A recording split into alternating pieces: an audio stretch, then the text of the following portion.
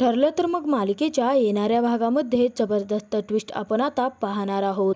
जोगतिनीच्या तोंडून पडलेल्या वाक्याने सायलीला आता 20 वर्षांपूर्वीचा भूतकाळ आठवणार आहे। तर आता ॲक्सिडेंटच्या दिवशी घडलेल्या सर्व प्रसंगाचा जोगतीन उलगडा करणार आहे। तर जोगतीनेच आता प्रियाच्या काळ्या कर्मांच्या पापांचा घडा भरून तो सुभेदारांच्या समोर घेऊन येणार आहे आणि याच वेळी पूर्णाचीला आता खूप मोठा याचा धक्का बसणार आहे। देवी आईच्या रूपामध्ये आलेली जोगतीन आता सायलीला न्याय दे प्रियाच्या काळ्या कर्मांचा पुरावा आता सुभेदारांना देणार आहे। जोगतिनीने 20 वर्षापूर्वीच्या घडलेल्या सर्व प्रसंगाचा उलगडा करताच इकडे सायलीची स्मृती परत येणार आहे आणि त्याचवेळी सायली आता सर्वांसमोर याचा उलगडा करणार।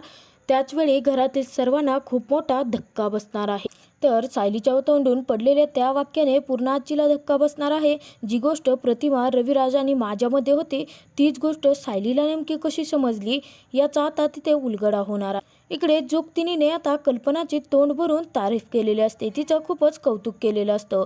कल्पनासारखी प्रेमन माया करणारी माता या जगामध्येच नाही, असे खूप काही शब्द बोलून जोगतिनीने कल्पनाची तारीफ केलेली असते, तिचं कौतुक केलेलं असतं। जोगतीन कल्पनाला सांगते की 1 वर्षाच्या आत तुझ्या मांडीवरती नातवंड खेळणार आहे, तुला नातवंडाचं सुख मिळणार आहे, असं जोगतिनीने भाकीत करताच इकडे अर्जुन सायलीला धक्का बसतो।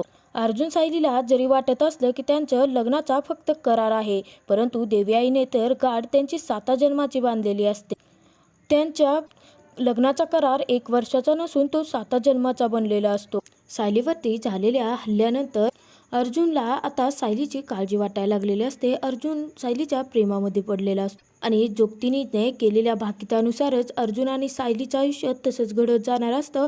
अखेर अर्जुन आणि सायलीकडूनच आता सुभेदारांना वंशाचा दिवा भेटणार असतो, पूर्णाजीला तिचा नातू मिळणार असतो। जोगतिनीने कल्पनाचं जसं कौतुक केलेलं असतं अगदी तसंच ती सायलीचं सुद्धा कौतुक करत असते। ती सायलीला म्हणते, तू आयुष्यामध्ये आतापर्यंत कधी खोटं बोललेली नाही आणि तुला एका अग्निदिव्यातून आता जावं लागतं। तू आता जे काही करत आहेस त्या गोष्टी करायला तुला अजिबातच आवडत नाही, परंतु तू कोणत्या तरी एका कारणामुळे त्या गोष्टी करत आहेस।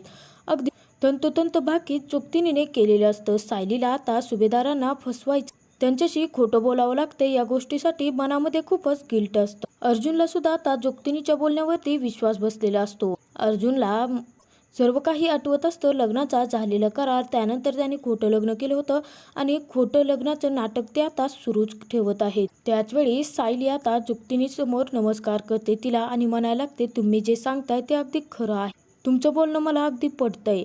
तेव्हा जोगतीन म्हणते, तू आतापर्यंत खूप सारे अग्निदिव्य पार केले आहे, परंतु आता तुला न्याय द्यायला स्वतः देवी आई पुढे आली आहे। अखेर तुला आता तुझ्या इच्छा आकांक्षा सर्व काही पूर्ण होणार आहेत, तू जे गमावलं आहे ते सर्व काही तुला आता मिळणारच आहे।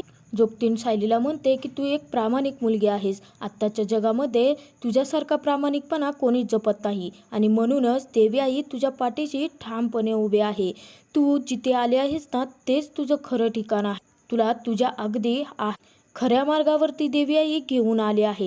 तेव्हा सायली खूपच खुश होते आणि सायली म्हणते की माझ्या सर्व इच्छा पूर्ण होणार आहेत ना, मग माझे मधुभाऊ सुटतील ना। तेव्हा जोगतीन तुझे मधुभाऊ म्हणजे तुझ्या वडिलांसारखेच आहेत ना सायली। आता घरातील कोणीही जोगतिनीला सायलीचं खरं नाव तर सांगितलेलं नसतं, परंतु जोगतिनीने सायलीचं खरं नाव सांगताच इकडे सर्वांना धक्का बसतो।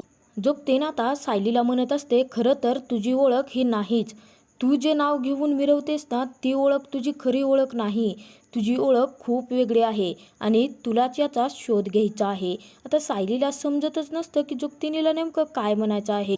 जोगतीन सरळ सरळ सायलीला सांगत असते, तू सत्याचा शोध घे, तुझ्या खऱ्या ओळख काय आहे याचा शोध घे। त्याचवेळी सायली म्हणते, माझी खरी ओळख मला माहिती आहे, मी एक अनाथ मुलगी आहे।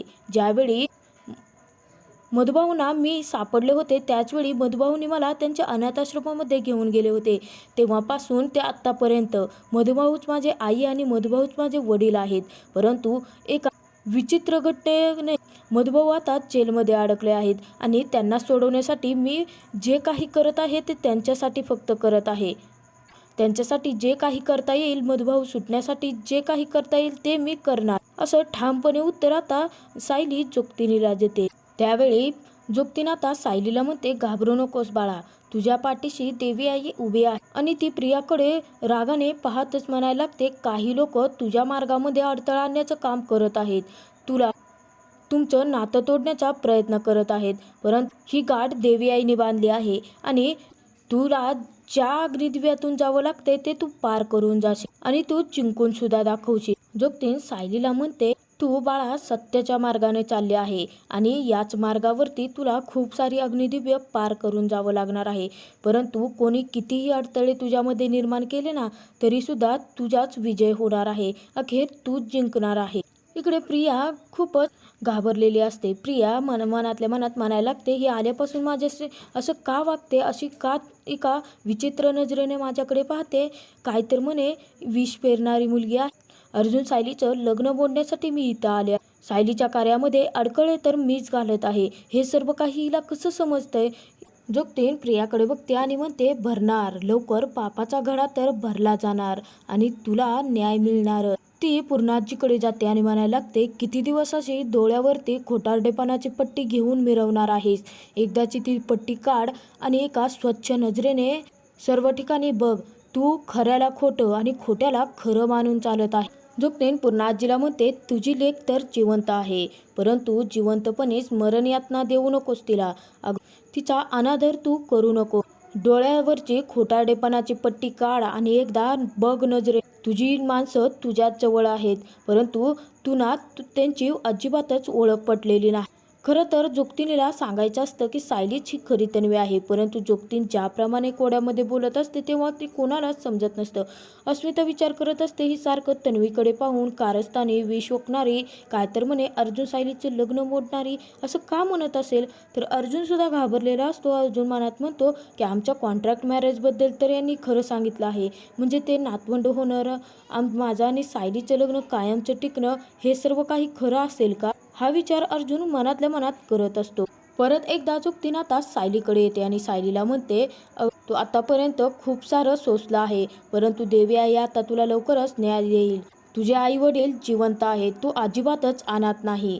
तुझे आई वडील तुझ्या आसपास तुझ्या जवळपासच आहेत, परंतु तुला त्यांची ओळख पटलेली नाही. आता कल्पनाला धक्का बसतो आणि कल्पना जोगतीनीला म्हणते, तू काय बोलतेस. तेव्हा जोगतीन म्हणते, जे खरं आहे तेच सांगते मी आणि माझं खोटं ठरलं तर माझ्यावरती देवीचा प्रकोप होऊ देत.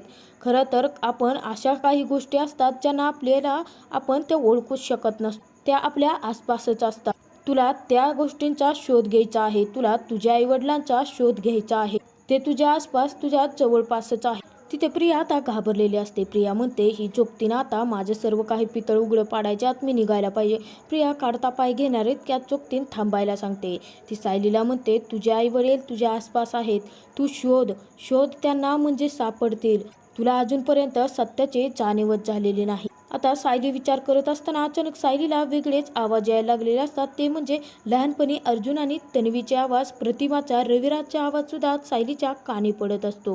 त्याचवेळी जोगतीन सायलीकडे येते आणि म्हणते, हा देवी आईचा संकेत आहे. तुला जे भास होतात ते भास नाही आहेत, जे तुला आवाज येतात ते खोटं नाही आहे. तुला आता प्रतिशोध घ्यावा लागेल, तुझ्या आईवडिलांचा शोध घ्यावा लागेल. तुला सर्व काही ऐतं मिळणार नाही, तुला खूप सारे अग्निदिव्य पार करून स्वतःच्या आईबाबांना मिळवावं लागेल. तर आता सायलीला हळूहळू भूतकाळातील काही गोष्टी आठवायला लागणार असतात आणि त्याचाच आधार घेऊन, त्याचाच शोध घेऊन आता सायली प्रतिमा आणि रविराज हेच आपले आई वडील असलेल्या सत्यापर्यंत कसे पोहोचणार, हे आपण येणाऱ्या भागातच पाहणार.